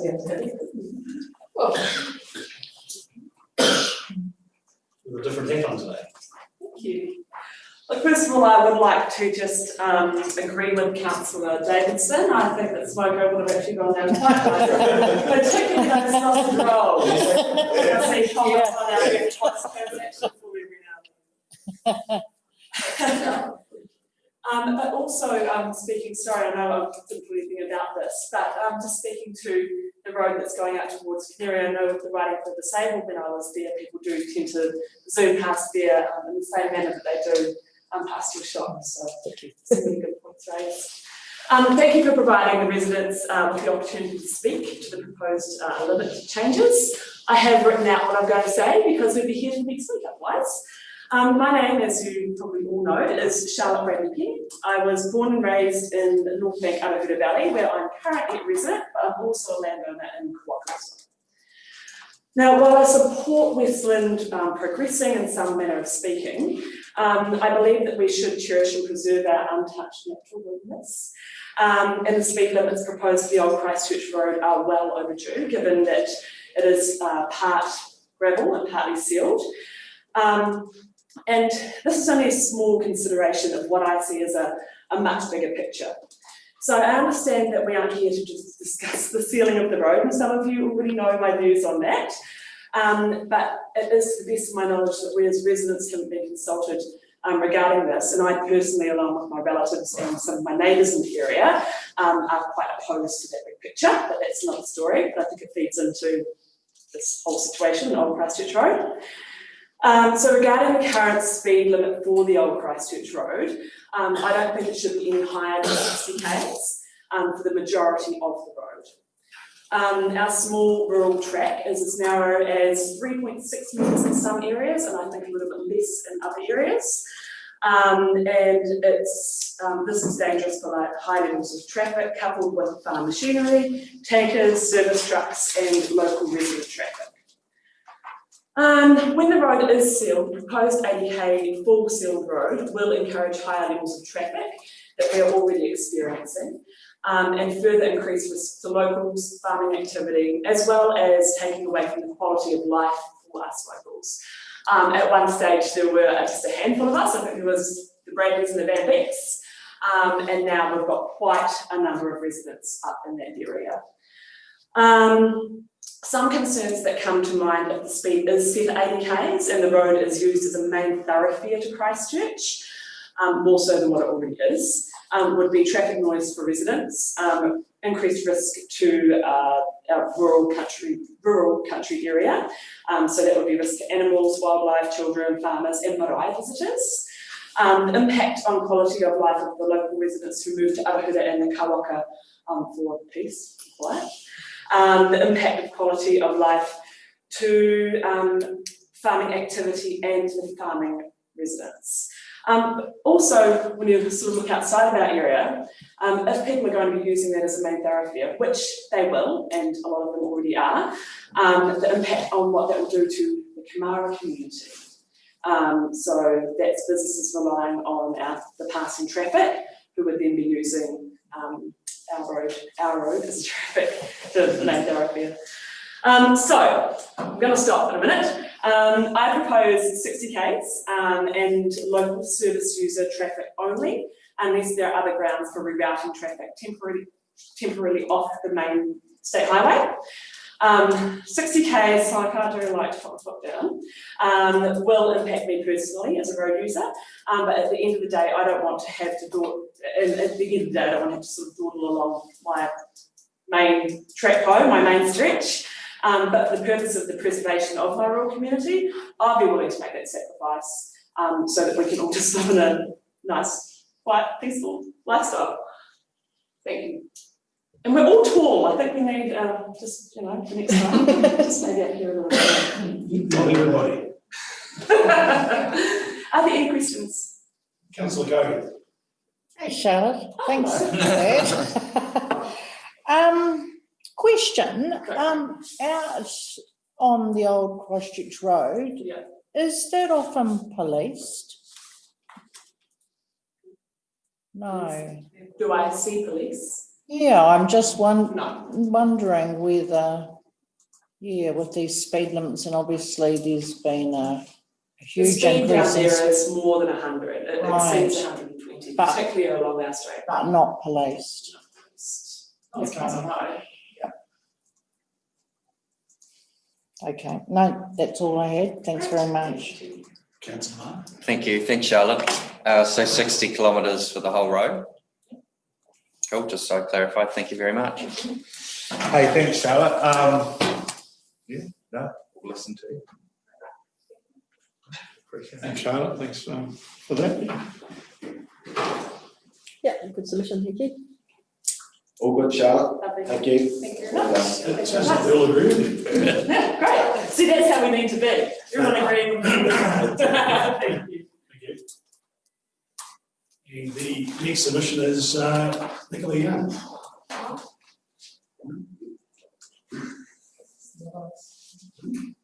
Do we have anyone that, sorry? In that case, that was the last of the submissions. There is one from Brendan Quaife, and he's asked for it to be read. So Did you take?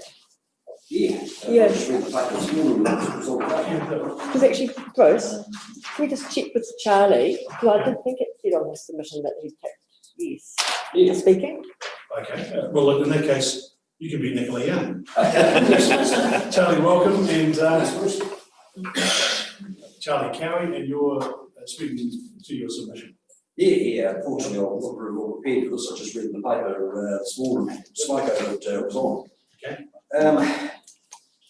The three main ones that wasn't too keen on the idea of. One, of course, is the 30k one, which no doubt has been spoken bad at and not been provided. Can't work your head actually at over 30 without hitting a roundabout or a stop sign in town there to see what the rule for the sake of having a rule. Canary Road, again, the same thing there. You've got West Roads at one end, you've got service engineering and milk powder factory at the other end. I can't see how that's good for the economy to decrease the speed limit by 25% at a time we're trying to actually get the economy up and going. The one that really got caught in the call was the Stafford Loop Road one. Back in August, every resident ratepayer on High Street in Stafford, with one exception because he was a Pararata, but he did actually verbally put his approval through. Gave a petition to council asking the speed limit along High Street, from Rafferty's Creek through to the Waimea Creek Bridge at Stafford, be reduced to 60 kilometres an hour. That's the only bit we're particularly worried about because there are 20 access ways coming on that piece of road. It's only about a kilometre or so. There are a lot of houses there now that weren't there a few years ago. It's got blind corners, it's got crests.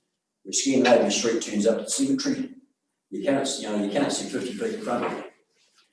what the reviewers actually said is they're going to make Stafford Loop Road, including Loop Line Road and Callaghan's Road, a 60k an hour area. And but apparently High Street's going to stay 100k an hour. They've gone and what the proposal's actually doing is completely diametrically opposed to what 100% of the residents out there want. So I'm just lost as to how we come up with this idea. Could you just clarify, you're looking from Rafferty's Creek? Rafferty's Creek to the Waimea Bridge. To the Waimea Bridge. Yep. So basically where you come out into where the clear land is at Stafford there, the old Stafford town boundary, through to well, the bridge just up past Butch and Cass place. And locked at 60k per hour. That's the only bit we want at 60k an hour. Once you get the other side of it, no one lives there, you need to do this town hall. There's people up Loop Line Road there, but basically if someone's going to kill themselves up there, they weren't driving the conditions, they were being stupid, not on the beef farm. You don't really want people all that breathing. The ones coming back the other side there, it's great big long straights. There's at least 3 straights there I know for a fact. You can do 100 mile an hour. And they're saying that, you know, all you should only do it a third of that. If you get people coming in off Gilman's Town Road, and they say they see these great big long straights, oh, but sort of 60, you've actually got rid of the impact of the 60k an hour side because you've got 16 k's of this stuff.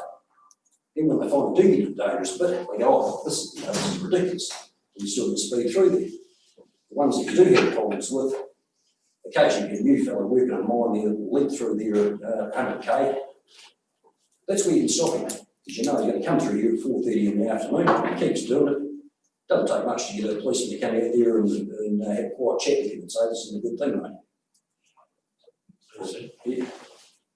And the other thing, of course, is the road that goes up to our old Christchurch Road there. I just can't work out why it is at one end of that road.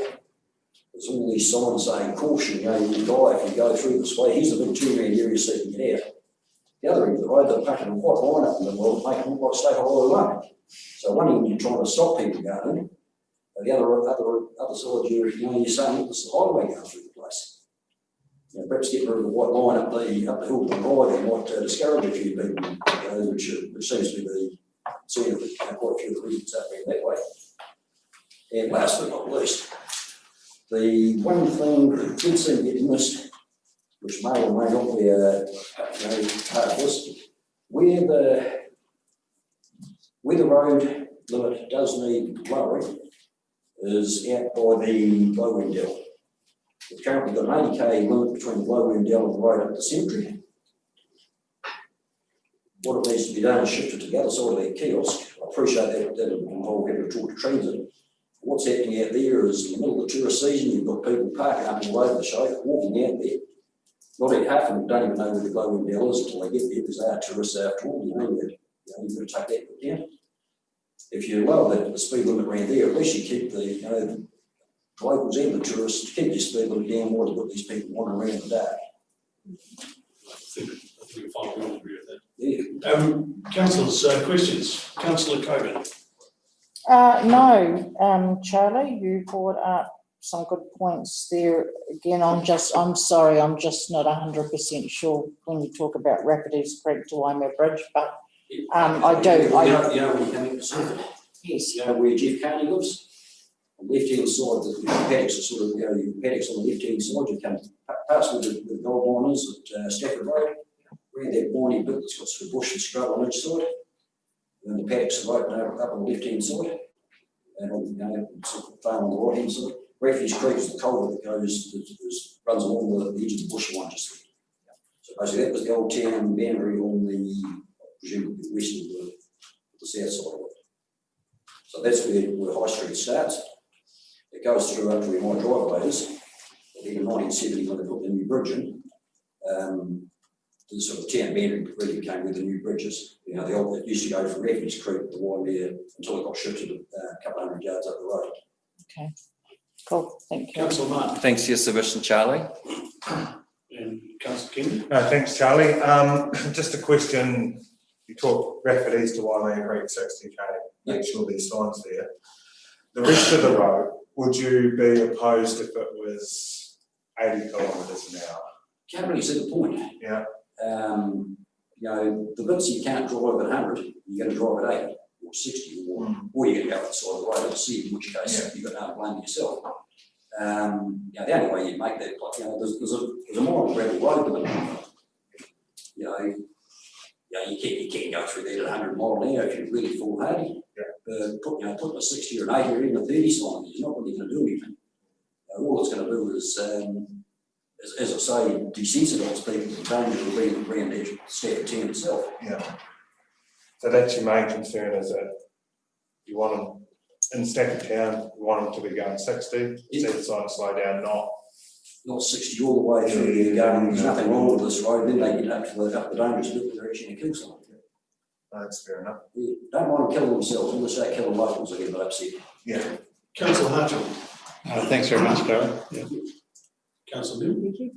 And Councillor Davidson. Yeah, thanks, Charlie. Just on the glow and dell there, which is a great point there. Did you have a suggestion of what should happen there? Yeah, just shift the 50k sign, or it'd actually save you money, because then you wouldn't have to put a sign on Richardson Drive either. Judah Muir was named after. You shift it up to the other, to the north side of the kiosk. People slow down, they see the information things there, so rather than going, where is it? They might actually pop in there and find out to start with. And if not there, as I say, you got a lot of people parking there as well as on both sides of that road for the loading. Yeah, just shove it, a couple hundred yards up the road. Thanks, John. Thanks for that, Charlie. I'm glad you had the chance to submit there, because I certainly had missed the piece about the Stafford Township. I'm sure we will. Well, look, thank you very much for that, it's appreciated. No worries, thank you. The final submission is one from Brendan Quaife, and Diane will be able to read it to the meeting. So the submission states that Woodstock Remy Road, Arabella Valley Road, Bolthead Road, these are perfect now. These speeds are perfect as they are and do not need to be lowered to these ridiculously low speeds. It is laziness of council not fixing the roads correctly. All you are doing is aggravating people. I'm seriously thinking of contacting TV3 News about this. And that's a submission from Brendan Quaife. Sorry, what were those roads again, guys? Woodstock Remy Road, the Arabella Valley Road, and Bolthead Road. Another submission.